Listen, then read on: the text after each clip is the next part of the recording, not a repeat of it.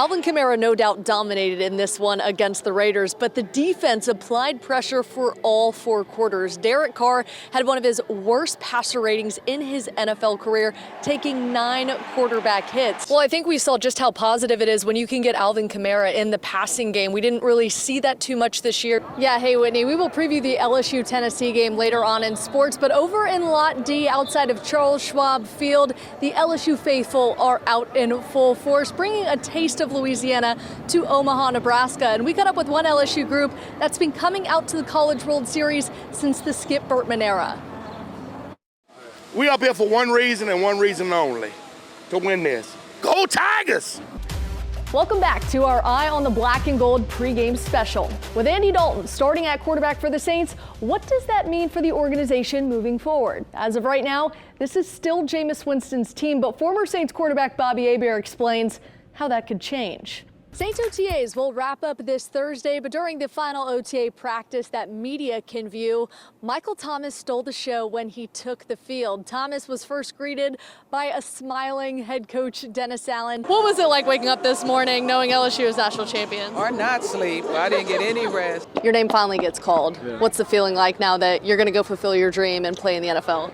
Wilson, what a game for LSU. They go for 2 in overtime to win it over Alabama. What does this say about Brian Kelly's confidence in Jane Daniels to make that play call to go for 2? Yeah, and look, I don't need to tell you, there's really not a whole lot of left-handed first basemen in Major League Baseball, but some that do stick out that bat left and throw left-handed. Anthony Rizzo, Eric Hosmer, Evan White. Do you see yourself in any of those guys? I mean, I definitely look up to Anthony Rizzo and the way he plays the game. All of the action surrounding the NFL, NBA, and PGA is happening right here in Phoenix, Arizona. But back in New Orleans, the Saints front office and head coach Dennis Allen are working diligently to figure out who the next starting quarterback will be and also how and when they will fill coaching vacancies. But there's a few Saints players in town for the Super Bowl experience, as well as former Saint Roman Harper. We caught up with them to see how they're feeling about the organization moving into the 2023 season. Does it worry you that they kept Pete Carmichael as the offensive coordinator? No, Pete's been there since day one. I don't think play calling was the issue.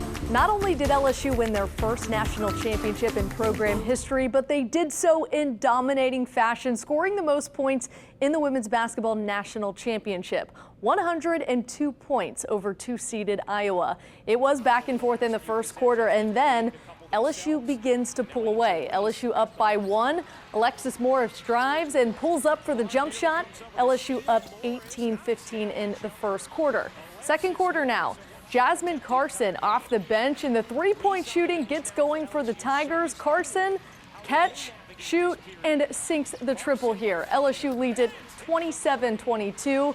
Then Iowa starts to close the gap in the second quarter. They take the lead, up by 1 now. LaDasia Williams with the spin move in the paint and gets it off the glass to take back the lead, 31-30.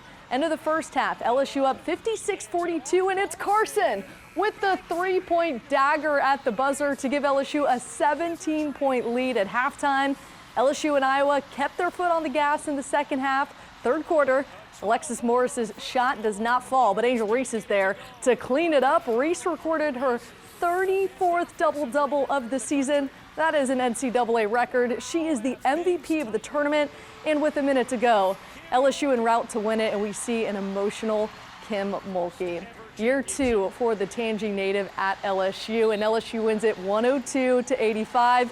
Just a remarkable year for these LSU Tigers. I don't know how to feel right now, but we did it. This is for Baltimore. This is for the SEC. This is for everybody that doubted. This is for the girls that look like me that said that they can't do this. Y'all told me to calm it down. Y'all criticized me all year. I'm her. I'm telling y'all, I'm the Bayou Barbie, period.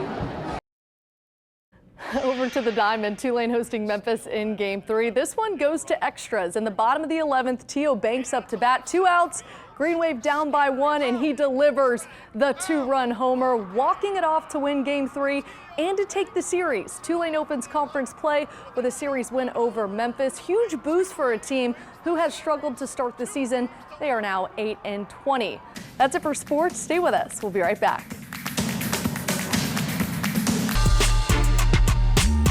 When you think back to 17-year-old Tajay, back at Ponchatoula, could you imagine that you'd be in this moment now?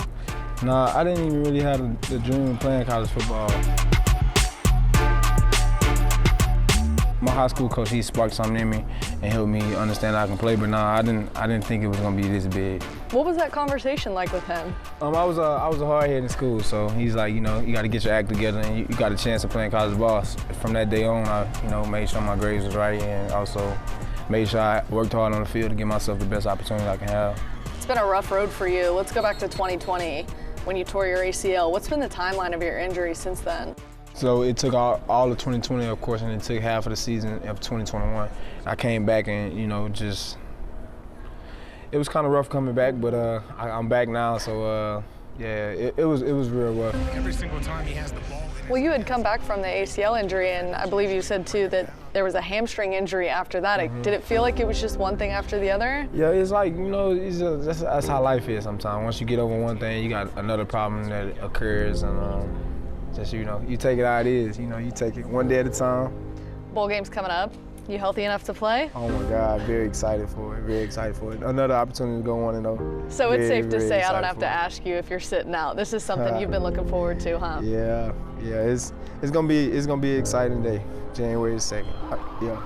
What do you hope to accomplish playing in that game? I know you have aspirations. I just want to have fun. Like, I've been setting all these goals, and I've been stressing myself out the whole year.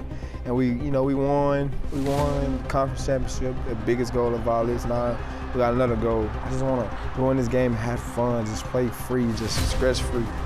Have you been able to play that way this year? Is that why you feel like you've had so much success? No, because you're trying to weigh in on what you're trying to do with your future, what you're trying to do now. I probably play one of those games once or twice this year, but other than that, nah. I've been dealing with the pressure for myself. I don't really feed into outside pressure. When people give me compliments, I don't even listen half of the time. I turn my ears off when they talking. But I just want to go in that game and just play free.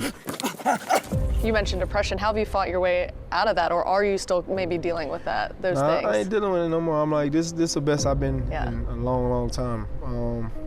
The way you fight your way out of it, just put your head down and just accept, and not accept, but you just gotta be like, man, it is what it is, and I know I'm gonna get better sooner or later, and one day that day gonna come, and just gotta stay on it.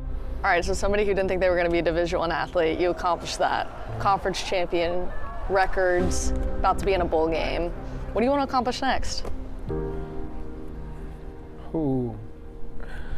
Make it out the hood and don't ever gotta go back, and make sure all my little cousins and everybody else, little nieces and nephews, don't have to take that route. Just make sure the family's secure for a long time. That's my next goal. That's my biggest goal. And I'm gonna do whatever I gotta do in order for to make that happen. Make sure my daddy and my mama don't gotta work again. You ever think about the kids that are where you were back then, seeing you and seeing that they can make that happen now? Yeah, it's just they be so hard-headed sometimes, and I be trying to help them, but any kid that's that's willing, that where I'm from, I'm willing to help as much as I can. You mentioned them being hard-headed. That was you before. Oh yeah, you're right. I gotta be a little bit more patient with them.